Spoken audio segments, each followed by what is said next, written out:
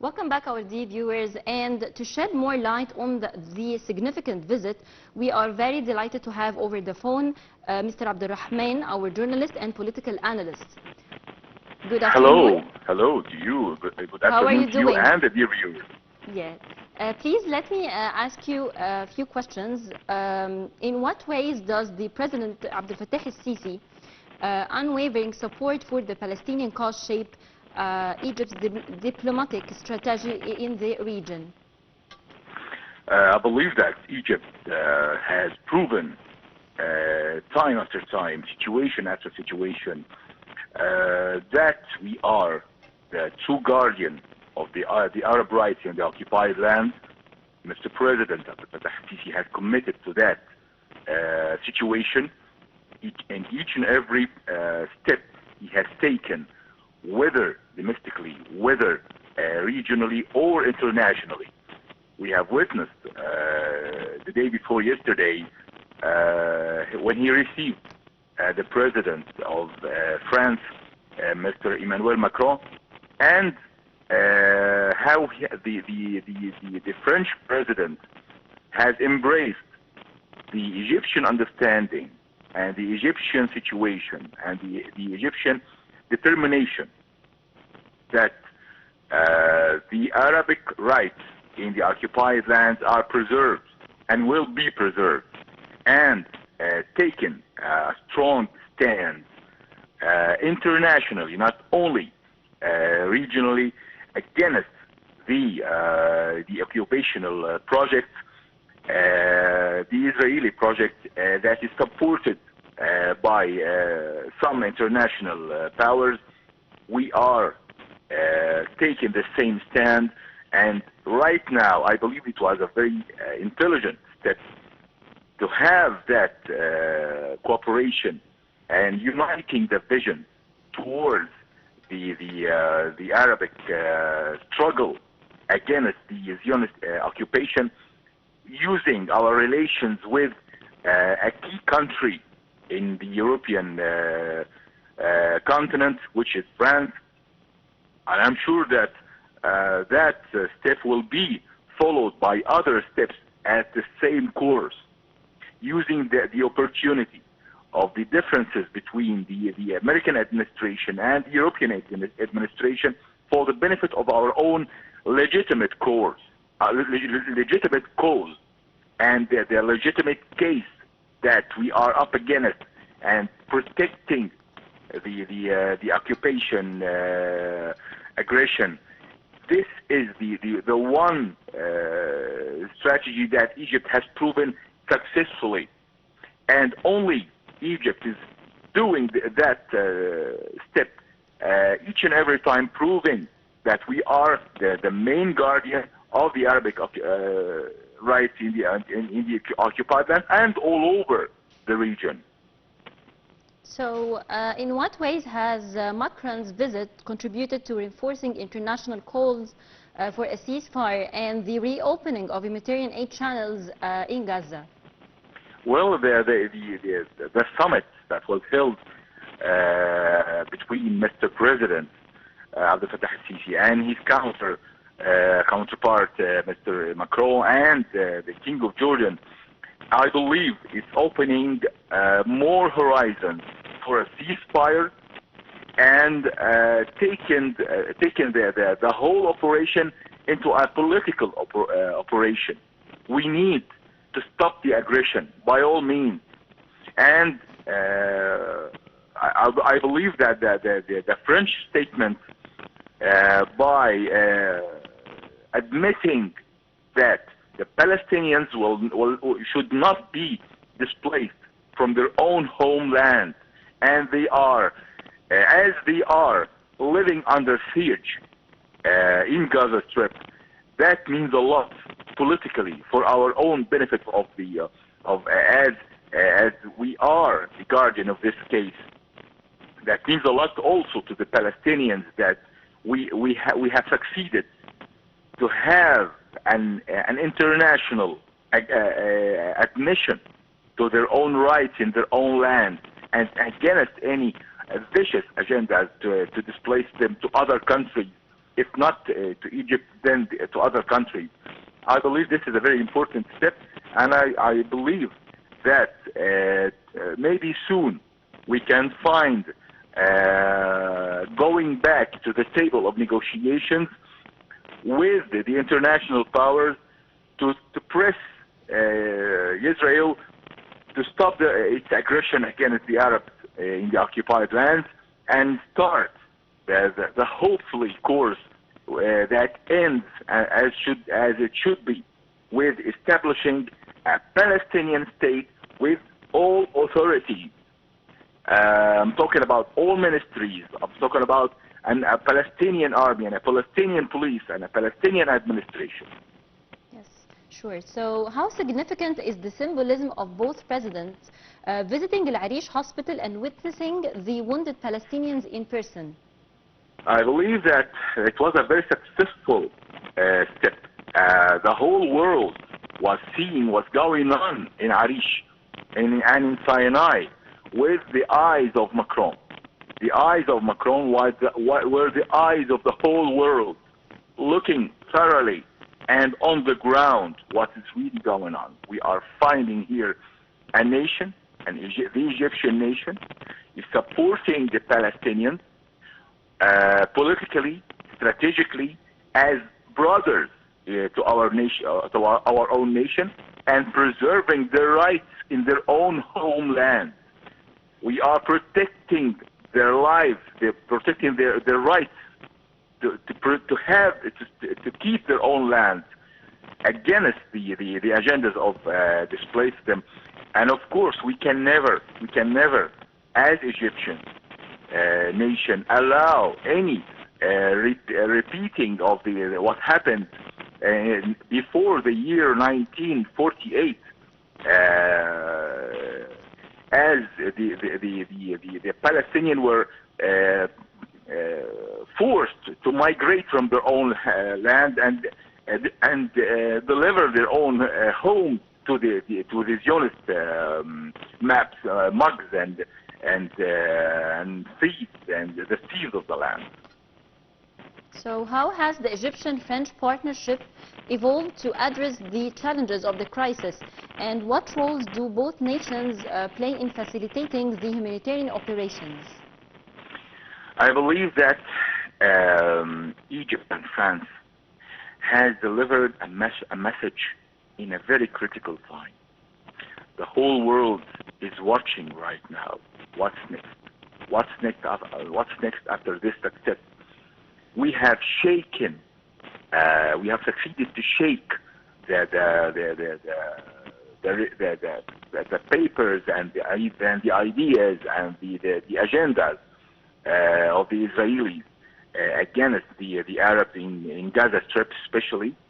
And I believe for those who are still struggling for their own rights in the Palestinian land, it's time for them to move on and to keep up the good work, fighting against the Zionism, and to do each and every step they can take to protect their own homeland.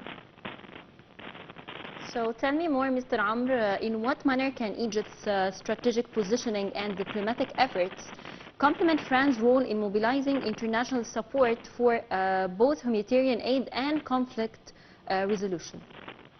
Well, that's a very important question here.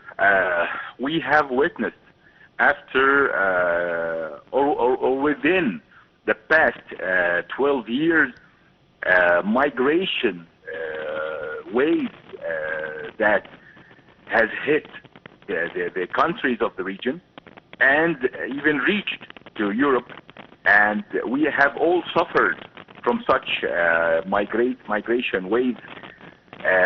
In a very short time, millions were moving throughout borders and across borders. Some of them were moving according to the law, and some of them were smuggled. And you have some gangsters and unlegitimate organizations has used those migrators in human trade that against the human international law and against humanity. And of course, according to the Khartoum process, Egypt and its counters in Europe and in the African Horn and in our neighbors in Africa has taken the lead to take actions to contain that danger and to deal with the consequences of what they call the Arab Spring, to save the migrators and to give them more hope in a better life, as well as doing our best to keep their countries alive, to restore stability in the countries that was the sources of those migrations, especially, of course, in the region. Talking about Syria, I'm talking about Sudan, I'm talking about Libya, I'm talking about Yemen, whatsoever. So many countries were hit by the storm of the spring, the Arab Spring, and we are still dealing with the consequences of what happened throughout those past 12 years. And today, as we delivered the presidency of that process to France, that comes in a very a great time and a very significant time right afterwards the visit of Mr. Emmanuel Macron to Egypt. That means we have in Egypt great minds and great strategy that is connecting dots and preparing the scene for a better cases, better lives, better hopes, and opening the horizons for the international cooperation to come and to take its course and to help the Arabs, to help the nations that are suffering, especially in Sudan.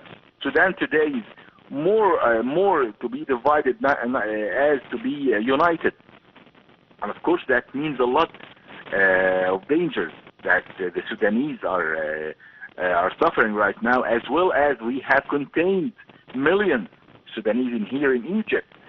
It means we need to restore stability in the whole region with the cooperation with the international community.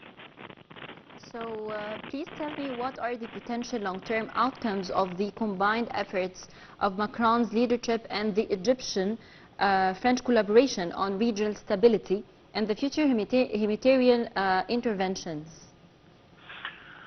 Well, I believe that we have accomplished a lot in this field. In this matter, we have taken a lot of steps with coordination with the international countries and the international community. And of course, we need to take more, because we're still haven't solved lots of the crisis. Lots of the crisis is much bigger than anyone can imagine. It's not going to be solved in a matter of 2 or 3 years. But we are taking it step by step with the same course, with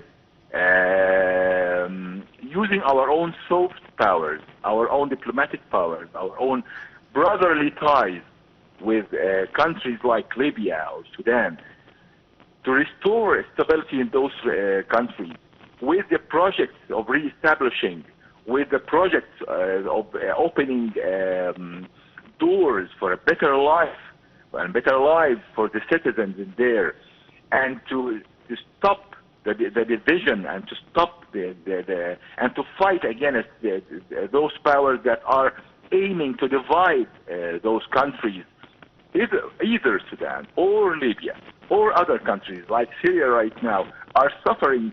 Their main suffer is against those vicious powers that are aiming to divide the country, whether sectarian, whether on the basis of race, whether on the basis of religion.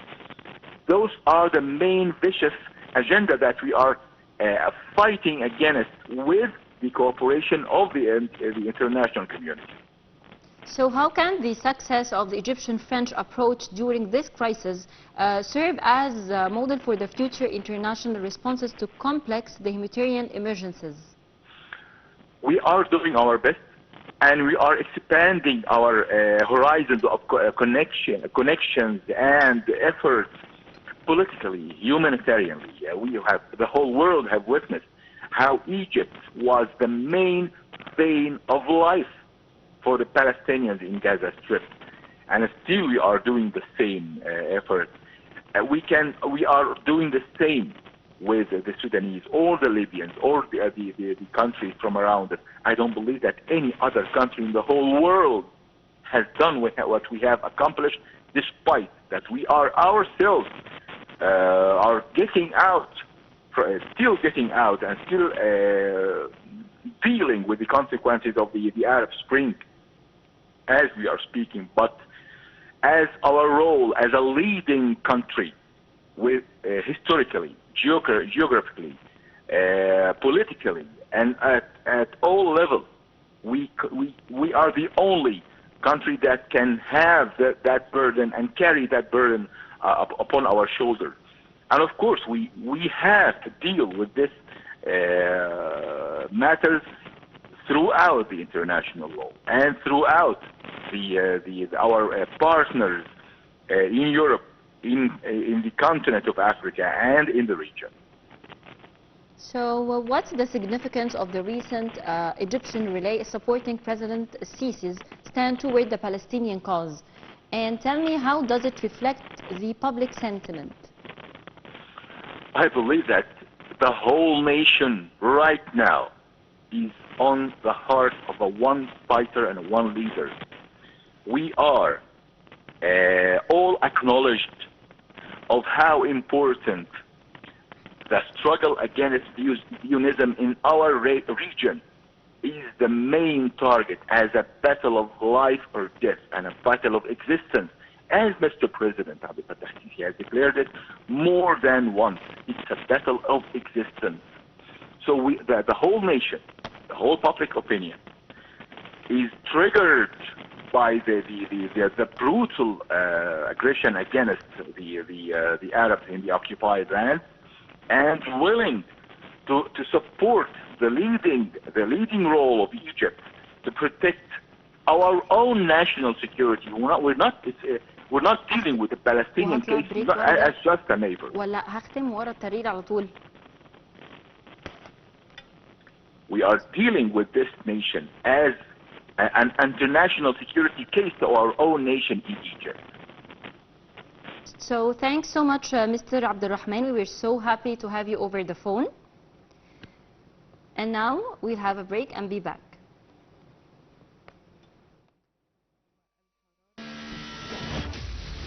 Egypt opens up to the world.